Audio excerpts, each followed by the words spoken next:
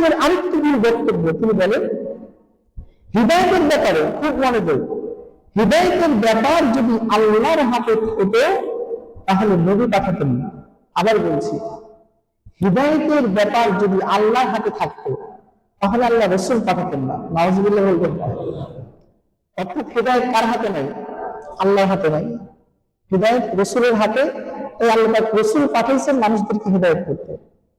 কথাগুলা কঠিন, জটিল, আকীদার বিষয় তো। আসল কোরআন কি বলে? আল্লাহ সুবহানাহু ওয়া তাআলা নবীজিকে লক্ষ্য করে বলছেন, ইন্নাকা লা তাহদি মান আহবাবতা ওয়ালাকিন্না আল্লাহা ইয়াহদি মান ইয়াশা। নবীজি সবচেয়ে বেশি ভালোবাসেন তার চাচা আব্দুল মুত্তালিবকে। চাচা আব্দুল মুত্তালিবকে রাসূল এত ভালোবেসেছেন, মৃত্যুর সময় চাচাকে বলছেন, চাচা একবার কালিমা পড়েন, পড়েন লা ইলাহা ইল্লাল্লাহু মুহাম্মাদুর রাসূলুল্লাহ। কালিমা পড়ার কথা বলেছেন বিশ্বনবী মুহাম্মদুর রাসূলুল্লাহ। চাচা জবান দিয়ে বলতেছেন, তিনি ব্যক্ত করতেছেন, তিনি বলতেছেন যদি আমি এখন কালিমা পড়ি মানুষ বলবে মৃত্যুর সময় মনে মোহাম্মদের কথায় ভয় পেয়েছে, বাপদাদার কালিমার মধ্যে, বাপদাদার দিনের মধ্যে কালিমা জ্ঞাপন করে গেছে। দেখেন, যদিও রাসূলের চাচা রাসূলকে অনেক ভালোবাসতেন, সকল কাফিরদের থেকে চাচা রাসূলকে হেফাজত করতেন, কিন্তু রাসূলের চাচাকে অনেক ভালোবাসতেন। কিন্তু মৃত্যুর সময় রাসূল বারবার করতেছিলেন, যখন দেখবে চাচা কোনোভাবেই কালিমা পড়বে না, রাসূল বলছেন একবার করেন, তাহলে আল্লাহর দরবারে আমি সুপারিশ করে আপনাকে জান্নাতে নিয়ে যেতে পারবো। চাচা কোনোভাবেই করতে রাজি নয়।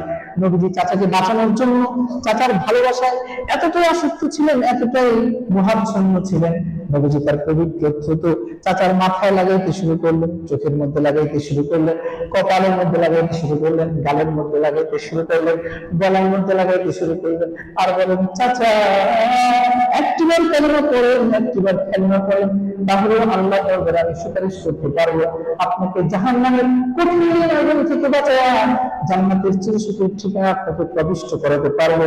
মেহেরবানি করে একটিবার কালিমা দিয়ে করেন। চাচা পড়ে না, নবীজি বেহুশ করে বারবার খালি শরীরের মধ্যে চাপ লাগাইতেছেন, থুতু লাগাইতেছেন, হাতের মধ্যে থুতু লাগান, বুকের মধ্যে থুতু লাগান। কারণ কি? কারণ কি? রাসূল করিম সাল্লাল্লাহু আলাইহি ওয়াসাল্লাম আল্লাহ পাক জানায়া দিয়েছেন, নবীজি থুতু যেখানে লাগবে সেই অংশ কোনদিন জাহান্নামের আগুন জ্বালাইতে পারবে। নবীজি থুতু লাগাইতে লাগাইতে পা পর্যন্ত চলে আসছে। যখন আমার অবস্থা তার কাছে পৌঁছে যাওয়ার পর রব্বুল আলামিন জিবরিল আমিনকে পাঠিয়ে দিলেন, যাও যাও আমার হাবিবকে ঠেকাও। জিবরিল আমিন এসে নবীজির হাত ধরে ফেলল, বললেন ইয়া রাসূলুল্লাহ আর থুতু লাগাও।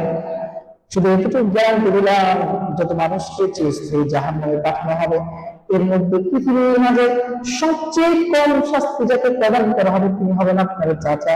তাকে শুধুমাত্র জাহান্নামের আগুনের তৈরি একটি জুতা পরায় দেওয়া হবে, যে জুতার পা কত বেশি হবে, পায়ের তলা থেকে সেই জুতার তাপের কারণে আব্দুল মুত্তালিবের মস্তিষ্কের মগজগুলো টকবক করে উত্তারিত থাকবে।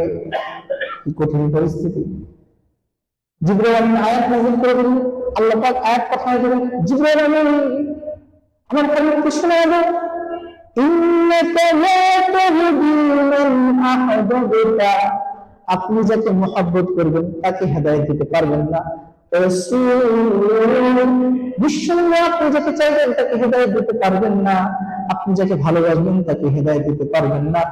আল্লাহু ইয়াহদি মান ইয়াশা, বরং আল্লাহ যাকে চান তাকে হেদায়েত দান করেন। বুঝে থাকলে বলুন হেদায়েতের একমাত্র মালিক কে? তাহলে সাত সাহেব এই বক্তব্যের দ্বারা ইমানদার থাকে না, বেঈমান হয়ে যায়। কারণ কি? তিনি বলছেন হেদায়েতের ব্যাপার আল্লাহর হাতে নাই। নাউজুবিল্লাহি মিন যালিক।